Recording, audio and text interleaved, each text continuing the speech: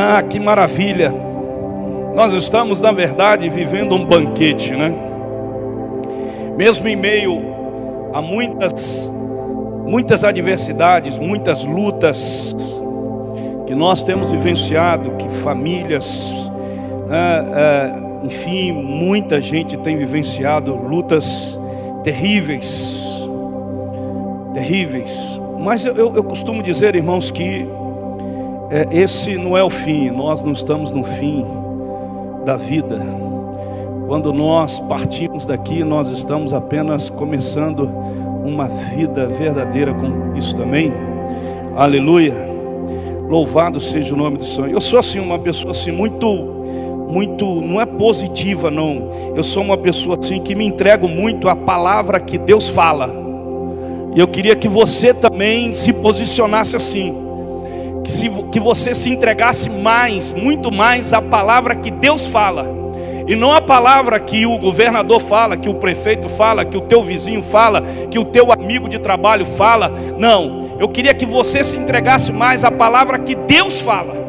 E aí você vai ter um coração mais esperançoso, você vai ter mais vigor, você vai ter mais fé, você vai ter mais esperança, você vai ter mais poder, você vai conseguir enfrentar as adversidades com cabeça erguida e com a boca declarando: o meu Senhor é Deus, aleluia, amém? É nessa dimensão que nós temos ministrado, que nós temos buscado, que nós temos falado. E nesse culto, querido, nesse momento eu quero compartilhar com vocês, porque é uma coisa que todos nós gostamos, quando nós estamos reunidos em uma mesa, saboreando, né, um delicioso almoço, uma deliciosa janta. Vamos colocar aqui no meu caso específico uma deliciosa picanha, né, ali gostosa, enfim, aquele prato, aquela mesa assim, gostosa. Quem hoje assim comeu uma picanha gostosa? Não levante a mão, porque senão eu vou identificar, você vai ter que pagar para o pastor. Mas é assim, todo mundo gosta de um banquete, não é verdade? Não é? Você não gosta quando alguém te convida assim: ei, quero te convidar para um banquete lá na minha casa. Inclusive tem alguns irmãos aqui que tem uma palavra comigo, hein? E eu costumo dizer assim: esperei com paciência no Senhor, e Ele se inclinou para mim e ouviu o meu clamor. Pode deixar que eu estou esperando, não é? Todo mundo gosta, não é, César? Eu vou sair daqui, o César vai dizer assim: ó, pastor, hoje convidar o senhor para um banquete, né? Igual, então, preparando aquela carne lá. Você está entendendo o mistério, né? Você está entendendo o mistério? É desse jeito mesmo, né? Nós só fomos uma vez lá só, né, rapaz? Ficou a promessa de algo assim mais profundo. Ele sabe quem está falando. Então eu quero falar nesta tarde tão maravilhosa, que já estamos adentrando a noite desse dia tão maravilhoso, um banquete com Jesus. Se tem banquete bom, irmão, você imagina quando você é convidado por Ele. Quando Ele fala com você: olha, eu quero estar na tua casa para almoçar com você e você almoçar comigo. Agora você imagina, querido, né, o que vai ter nesse banquete. A Bíblia diz em Apocalipse 3, 20 a 22, a Bíblia fala sobre isso, sobre esse convite, né, ou sobre essa possibilidade aí. Ele diz assim: olhe para mim, estou batendo a porta. Se você ouvir meu chamado e abrir a porta, vou entrar e jantar com você. Que maravilha! Você está entendendo, irmão? Os vencedores vão se sentar comigo à cabeceira da mesa, assim como eu, disse Jesus. Depois de vencer, tomei o lugar de honra ao lado do meu Pai. Por isso que a Bíblia afirma que Jesus está sentado à direita do Pai. Que coisa maravilhosa! Olha só o que diz o texto: esse é o meu presente aos vencedores. Tem vencedor aqui nessa tarde? Aleluia! Seus ouvidos estão abertos? A pergunta que ele faz: então ouça as palavras do vento, Espírito soprando através das igrejas. Ou você não acredita que o Espírito de Deus está soprando sobre o Brasil, irmão? Você acha que está essa parafernália toda no Brasil por quê? Porque tem um Espírito Santo soprando de norte a sul, de leste a oeste, e o inferno está inquieto, o inferno não sabe o que fazer, o inferno está desesperado, porque vem coisa grande de Deus sobre essa nação. Aleluia! Os profetas precisam continuar profetizando sobre essa nação. Os filhos e filhas de Deus precisam continuar abrindo a boca e profetizando sobre essa nação. Aleluia! Um banquete com Jesus. Eu creio que nesse banquete eu imagino assim, muita sabedoria, ele ministrando, falando, hein? Conselhos, revelações assim profundas, porque quando Jesus entra na tua casa, meu irmão, ele vai te revelar coisas assim profundas. Propósito, cura, libertação. O que tem aqui na casa? Aqui tem alguém doente? Aqui tem. Então quando Jesus entra, ele vai lá para curar o enfermo, aleluia. Tem alguém aqui que está assim? Tem. Então Jesus entra lá para levantar aquele que está caído, aleluia. Louvado seja o nome do Senhor. Tem alguém aqui deprimido? Jesus vai lá, coloca a mão dele e levanta aquela pessoa e diz assim: erga a tua cabeça e vai para frente, porque eu sou contigo. É assim, quando Jesus entra na nossa casa, é desse jeito. E eu estou imaginando o banquete. E a pergunta é: em qual porta ele está batendo? O contexto nos mostra que ele está abordando a igreja. Mas como assim, pastor? Jesus não está dentro da igreja? Por que ele está batendo na porta? Porque ele estava para fora da igreja. Tem muita igreja que Jesus não está dentro dela, Jesus está na porta. Mas o aspecto crucial da pergunta de Jesus não está centrado na porta, não, e sim nas palavras que ele fala assim, ó: se alguém ouvir. A questão, diga assim, a questão não é bater à porta, a questão é ouvir. O problema todo está no ouvir. Jesus está batendo na porta, mas tem muita gente que não está conseguindo ouvir. Ele entra na igreja, ele está na igreja, mas ele não consegue ouvir. Do jeito que ele vem, ele vai. Do jeito que ele entra, ele sai. Do jeito que ele está, ele permanece, não muda. Por quê, pastor? Porque ele não está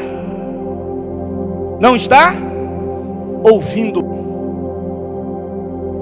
Porque aquele que ouve a voz do Espírito, a voz de Deus, não permanece como está, não fica como está.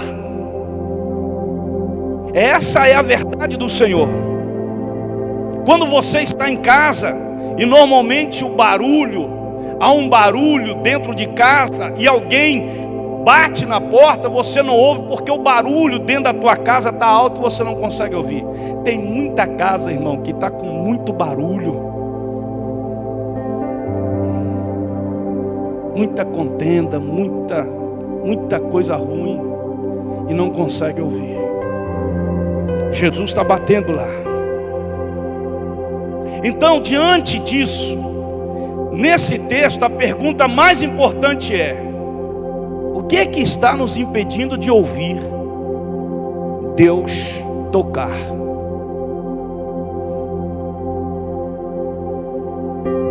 que está nos impedindo? Interessante é que todas as vezes que Jesus bateu a porta dos seus filhos e os chamou, sempre foi com esse propósito. De quê, pastor? De proporcionar a eles um banquete. Tem muita gente que é crente em Cristo e está comendo a migalha que cai da mesa dos senhores.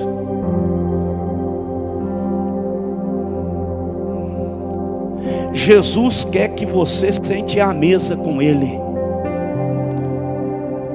Jesus, irmãos, quando Ele faz isso, temos exemplos como Abraão, quando Jesus o chamou, bateu na porta dele e disse assim: olha, sai da tua terra, deixa a tua parentela e vai para uma terra que eu vou te mostrar.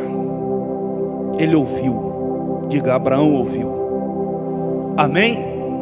Não preciso contar o resto da história, que todo mundo aqui sabe da história. Qual foi o final da história de Abraão? O outro filho que Jesus bateu, chamou, Moisés. Eu estou dando só alguns exemplos. Moisés, e todos conhecem a história de Moisés. Josué, Davi. Estou citando aqui alguns que vocês conhecem. O texto bíblico, Pedro, Paulo, enfim, são filhos que Deus bateu a porta deles, eles deram ouvido, ouviram ao Senhor, sim, sou eu. Então eles foram lá, abriram a porta, porque abrir a porta cabe a nós. Ele não abre a porta, Ele é a porta.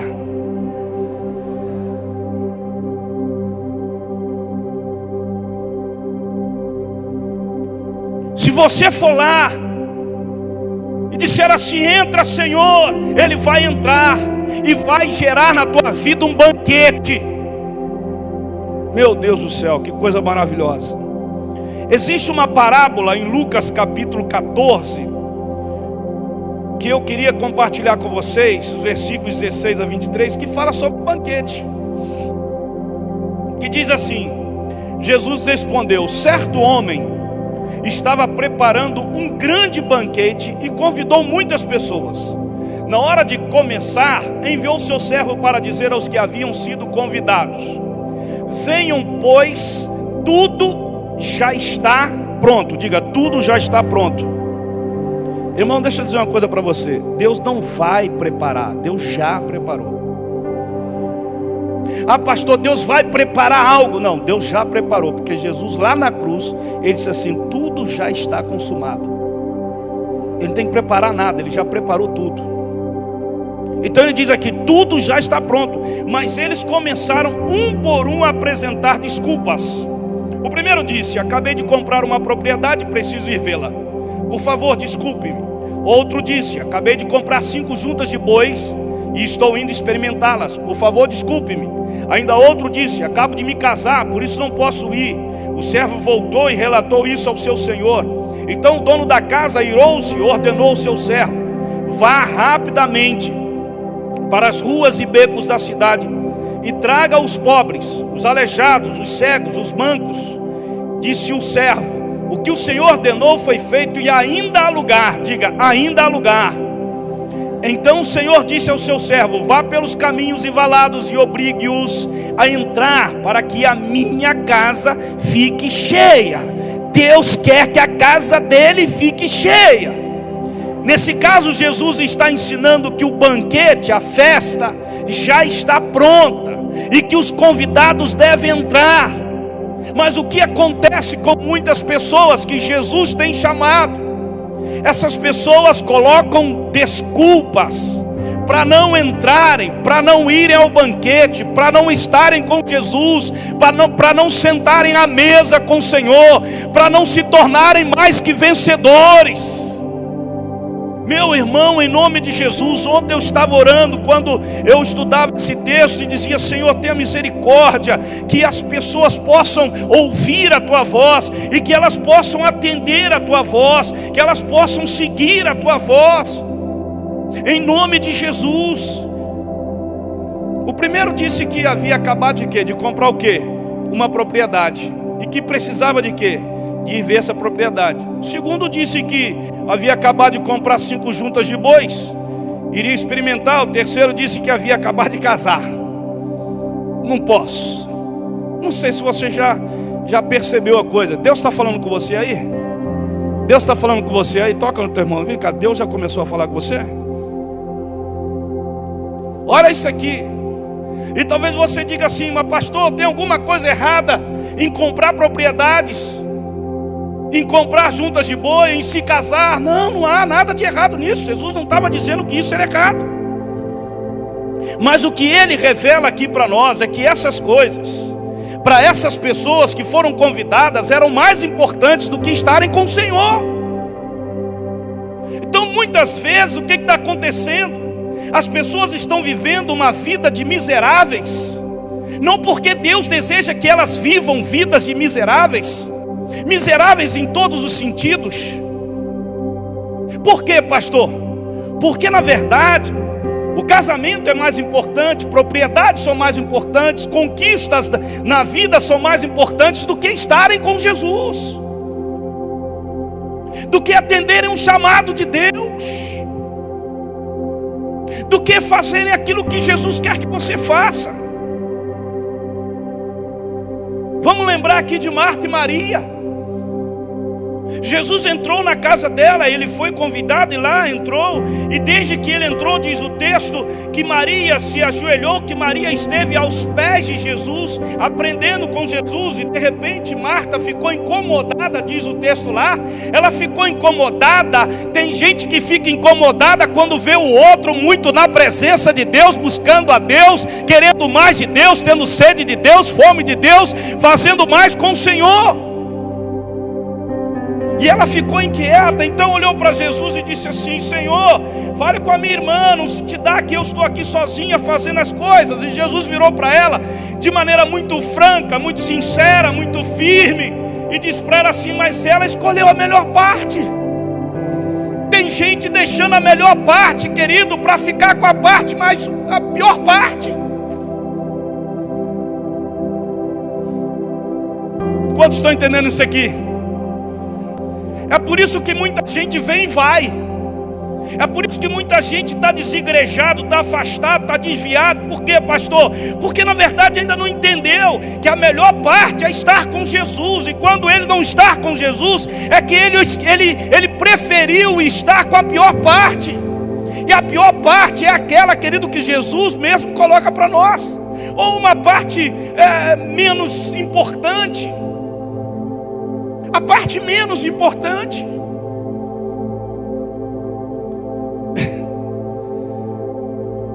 Na verdade, quantas vezes estamos fazendo coisas importantes para nós e Deus nos chama e nós colocamos uma desculpa. É verdade ou não é? Hoje nós temos muitos crentes em Cristo que são apenas espectadores. Deus chama, mas ele diz assim: não posso, eu estou ocupado com as minhas coisas, então eu não posso. Você entende isso? Até o Pedro Henrique entende isso. Não posso, estou ocupado. Se eu não ver, pastor, que eu tenho que trabalhar, que eu tenho que casar, que eu tenho que cuidar da minha casa, meus filhos, assim. Ele disse: eu vejo tudo isso, mas tudo isso é menos importante do que aquilo que Jesus está falando com você, o que Ele está pedindo para você. Porque quem te deu o emprego foi Ele, foi. Quem te deu a esposa ou o esposo foi Ele, foi. Quem te deu essa casa foi Ele, foi. Quem te deu a saúde foi Ele, foi. Então, se Ele te deu essas coisas todas, por que Ele é menos importante do que essas coisas?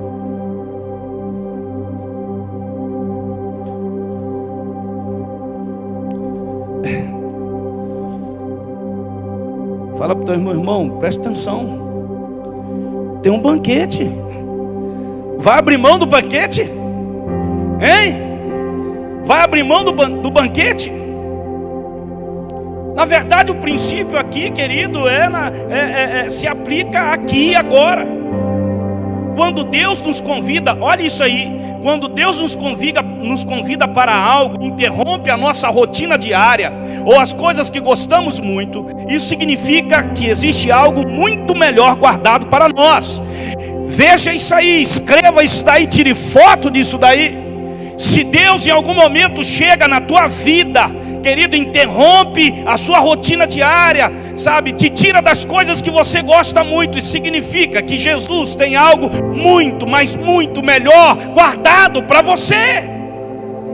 E muitos estão abrindo mão disso. E nessa tarde, nesse culto, Deus está falando com você: filho, eu tenho um banquete para você. Aleluia, igreja de Jesus nessa cidade. Agora, por que não conseguimos ouvir a voz do Senhor? Quando Ele bate a porta, quando Ele nos chama. Pastor, o Senhor colocou aí que as pessoas colocam desculpas.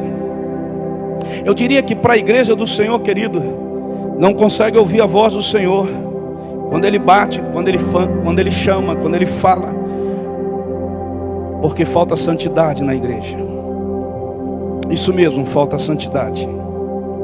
E eu sei que esse assunto não é atrativo, mas nós precisamos conversar sobre isso. Quem concorda comigo, levante a mão. Eu não vou conversar com vocês profundamente sobre isso, mas eu vou conversar com vocês aquilo que é essencial para que você saia daqui e possa desfrutar do banquete que Jesus tem preparado para você, para sua casa, para sua família, para nossa cidade, para nossa nação. Em nome de Jesus, você faz parte desse projeto de Deus. Amém, querido? Eu sei que santidade na igreja moderna parece ser um assunto proibido. Falar sobre santidade hoje é uma coisa assim quase que proibida. No entanto, santidade é a única descrição no Novo Testamento da igreja para a qual Jesus está voltando. Jesus estará voltando para uma igreja santa, irrepreensível. Louvado seja o nome do Senhor. Amém, queridos? Na semana passada nós vimos aqui que Jesus se preparou para passar na prova e ser aprovado. E nós mostramos aqui pelo texto sagrado que a preparação de Jesus foi a seguinte: o jejum. Ele jejuou 40 dias e 40 noites. E eu mostrei para vocês que jejum, querido, é na verdade a renúncia daquilo que nós gostamos, daquilo aquilo que a gente quer ter todos os dias. E aí Jesus renuncia, Jesus se abstém daquilo que o sustenta, daquilo que Ele quer, para poder então fazer aquilo que Deus quer. Renúncia. Santidade é renúncia. Amém? Seu coração quer, mas Deus não quer. Então você renuncia o que o seu desejo quer para poder fazer o que Deus quer. Aleluia. Sua carne quer isso, mas Deus fala assim: não. Então você renuncia a sua carne para fazer o que Deus está falando para você fazer. Isso é santidade. Diga para o teu irmão: isso é santidade. Aleluia. O jejum é exatamente isso. O texto não diz que Jesus está voltando para uma igreja, sabe, voltada para a liderança. A Bíblia não diz que Jesus está voltando para uma igreja relevante, para uma igreja conectada, para uma igreja forte na comunhão. Eu entendo, querido, que todas essas coisas aqui são características importantes da vida e no crescimento e sucesso da igreja, mas nenhuma delas, guarde isso, é a característica que define a noiva de Cristo. A característica que define a noiva de Cristo é santidade. Diga a característica, diga a característica. Diga de novo: a característica que define a noiva de Cristo é a santidade. Seja santo, porque eu sou santo, diz o Senhor. Louvado seja o nome do Senhor, aleluia, queridos. Essa é a característica que define exatamente, querido, a igreja do Senhor. E a respeito do primeiro aspecto da santidade nós lemos: porque Deus nos escolheu nele antes da criação do mundo, para sermos santos e irrepreensíveis em sua presença. Lembra da semana passada? Procura apresentar-te a Deus como obreiro, como cristão, aprovado, que não tem do que se envergonhar, na presença dele. Efésios 1,4 diz exatamente isso. Deus nos escolheu e ao fazer isso, declarou que somos santos, somos irrepreensíveis aos olhos dele. O que significa isso, pastor? Escreve aí. Isso é santidade posicional. No dia em que recebemos Jesus, nós nos tornamos santos aos olhos dele. Então eu sou santo, pastor, por quê? Porque o Espírito Santo veio residir dentro de você. Quando Jesus olha você, Jesus olha o Espírito Santo que está dentro de você. Essa é a posição que Cristo nos vê. Amém? É como Romanos 8:37 diz que nós somos mais que vencedores. Então essa é a minha posição. A posição que Deus me coloca é de que eu sou mais que vencedor. Amém? Quantos estão entendendo isso aqui? Aleluia. Agora perceba bem, essa é a posição. Diga, essa é a posição. Agora 1 Pedro 1,14 diz: como filhos obedientes, não se deixem amoldar pelos maus desejos de outrora, quando viviam na ignorância. Mas assim como é santo aquele que os chamou, sejam santos vocês também. Em quê? Em quê? Não, em quê, irmãos? Em tudo que nós fizermos. Em outra versão mais amplificada diz: vocês devem ser santos em toda a sua conduta e maneira de viver. O que é isso, pastor? Pedro está dizendo aqui sobre a santidade comportamental e não a posicional. A Bíblia diz que eu sou santo, mas eu tenho que me comportar como sou. Essa é a diferença. A santidade posicional, eu sou mais que vencedor, mas você está se comportando como mais que vencedor? Uma coisa é a posição em que Deus te coloca, outra coisa é o comportamento, a atitude que você tem para refletir aquela posição que Deus te colocou.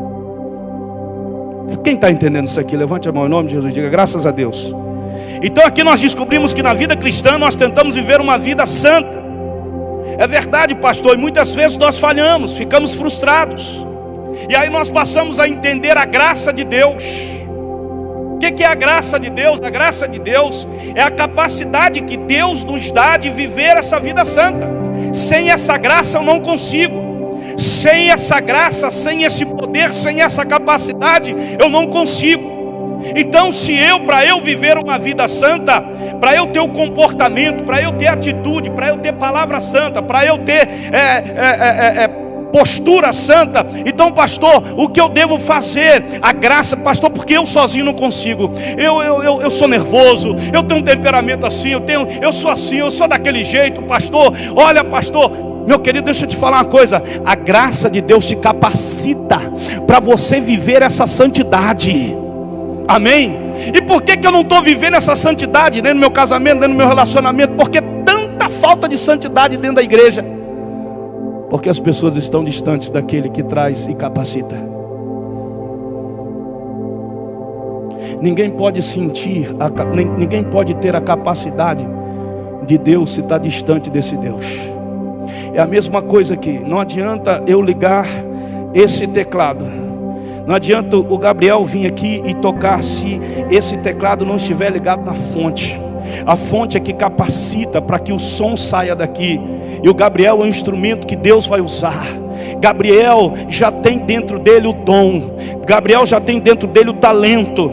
Mas para que isso possa se expressar, ele precisa ser capacitado. E se ele não está ligado àquele que o capacita, se ele não está próximo, se ele não está ali conectado, ele não vai conseguir expressar isso.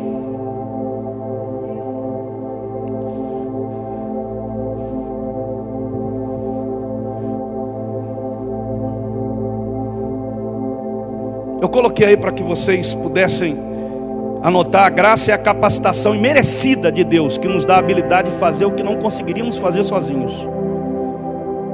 O que eu não consigo fazer, Deus me capacita para fazer. Porque eu já ouvi muito crente dizendo assim: pastor,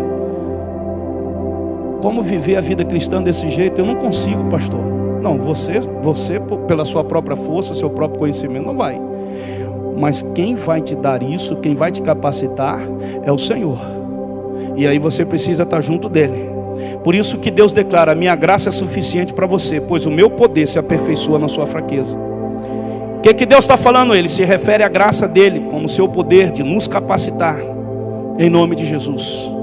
A realidade, meus irmãos, é que não podemos receber nada de Deus a menos que acreditemos. 98% dos cristãos estão tentando viver santos por sua própria capacidade, o que é impossível. O que é impossível. Você não vai controlar o seu temperamento se você não estiver mais próximo de Deus. Você não vai permanecer casado se você não estiver próximo de Deus. Essas coisas que existem hoje e que sempre existiram na vida, as pessoas só conseguiram avançar em Cristo porque elas estavam próximas de Deus, porque elas estavam ligadas, conectadas com Deus. Sem isso não vai conseguir. Sem isso é o que, pastor? É contenda, é confusão, é misericórdia, é divisão, é separação, é destruição, é doença, é insegurança, é infidelidade, é tudo isso.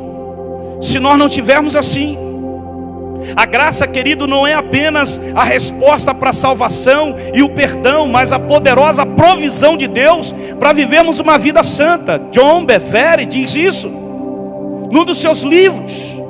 Então a graça não é uma resposta somente para a salvação ou para o perdão. Pastor, a graça de Deus é suficiente, mas a graça de Deus também é para capacitar o crente em Cristo Jesus a viver uma vida de santidade. E porque nós temos tanto pecado, tanta gente vivendo uma vida desregrada dentro das igrejas do Senhor? É porque elas acham que apenas o fato de estar na igreja, de ter o nome de que é crente, ou de fazer alguma coisa na igreja, ou de ser batizado, que elas então vão ser vencedoras. Não vão. Não vão. Você acha que eu estou até hoje abençoado pelo Senhor, com a minha casa, minha família, meu casamento, o êxito da minha vida, porque eu sou bom, porque eu sou melhor, porque eu tenho algumas faculdades? Não. Sabe por quê? Porque eu não me distancio dele nem um minuto. Quando você pensa que passa o dia todo, e se eu passo o dia todo e não tenho um tempo com meu pai, eu fico inquieto. E talvez a sua agenda não seja melhor ou maior do que a minha.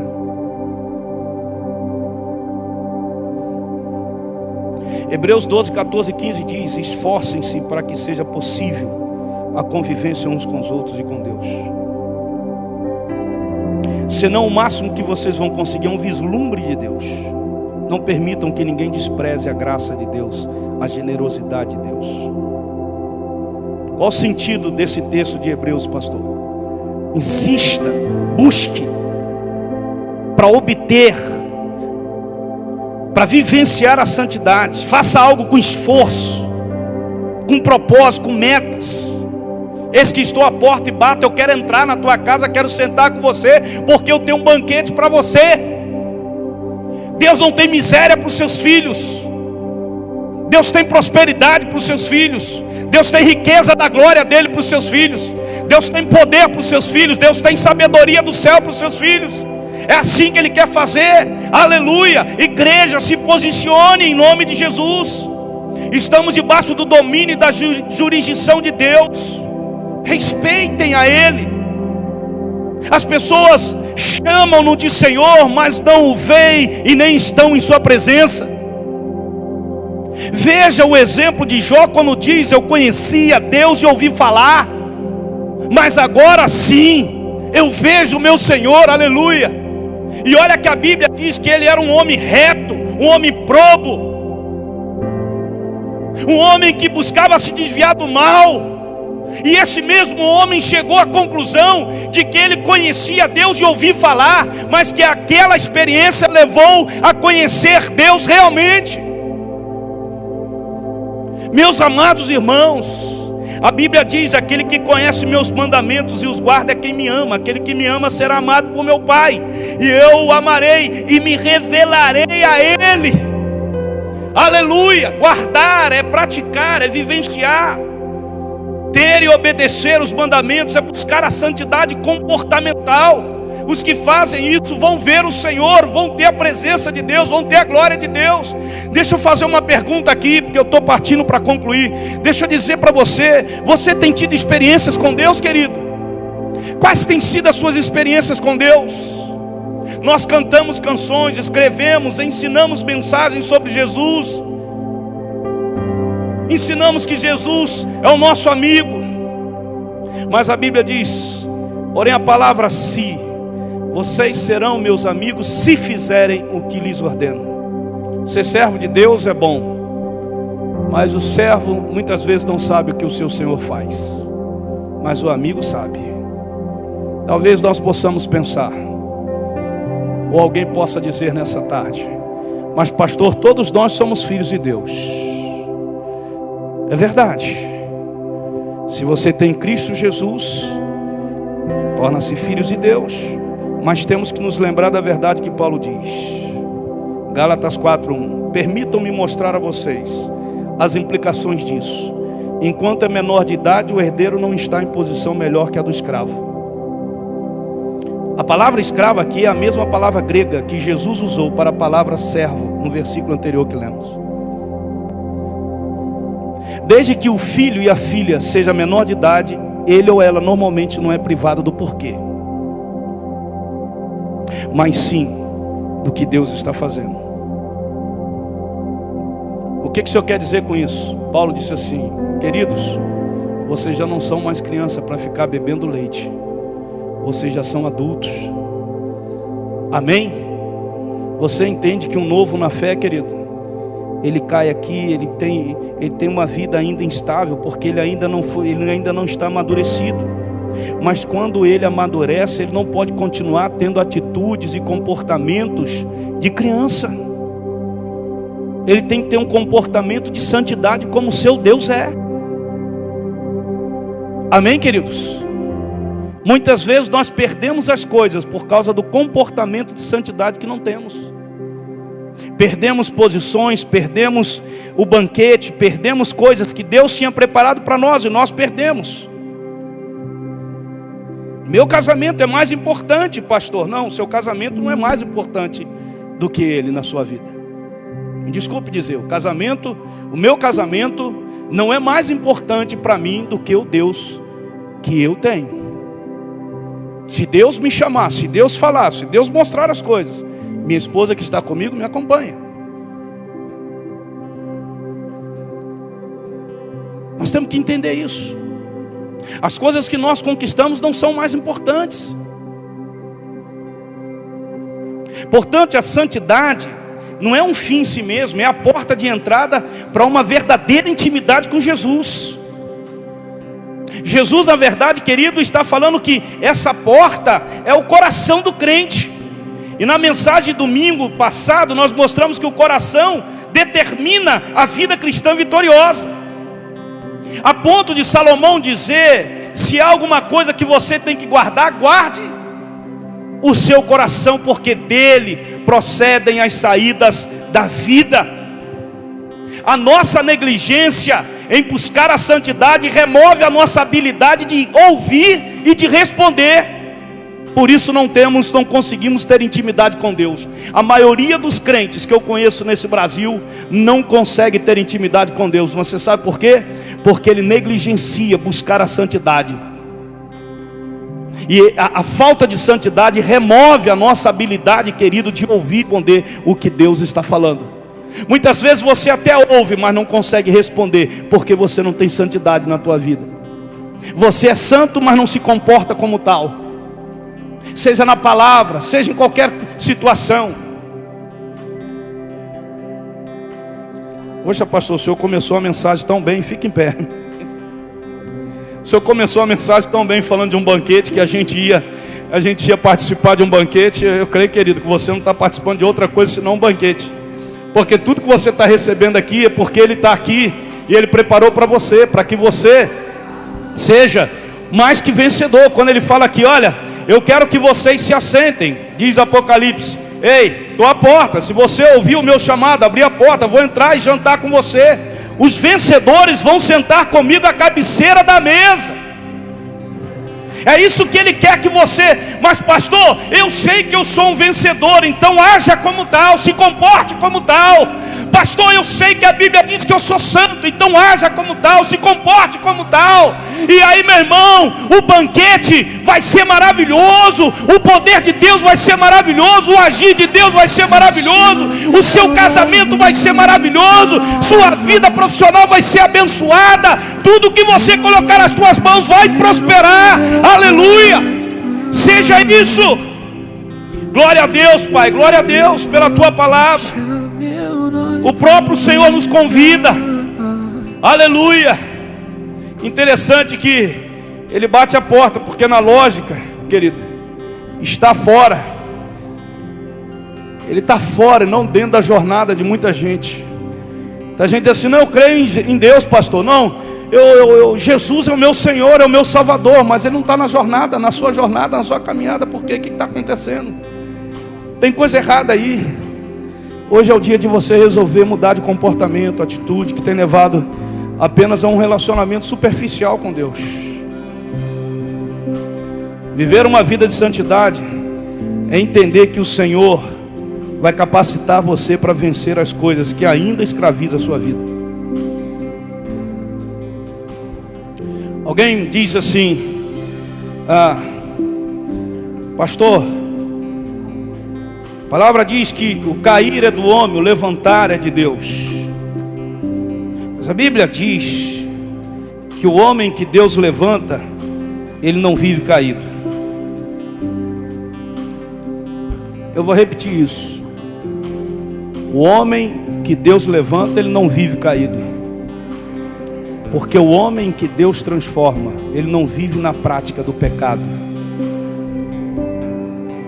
Ele não tem prazer nisso, porque a posição dele é de santidade. Por isso tem coisas que eu não posso falar aqui de púlpito, que vai enrolar a tua cabeça. Mas numa conversa assim, separada, a gente pode até falar um pouquinho mais sobre isso.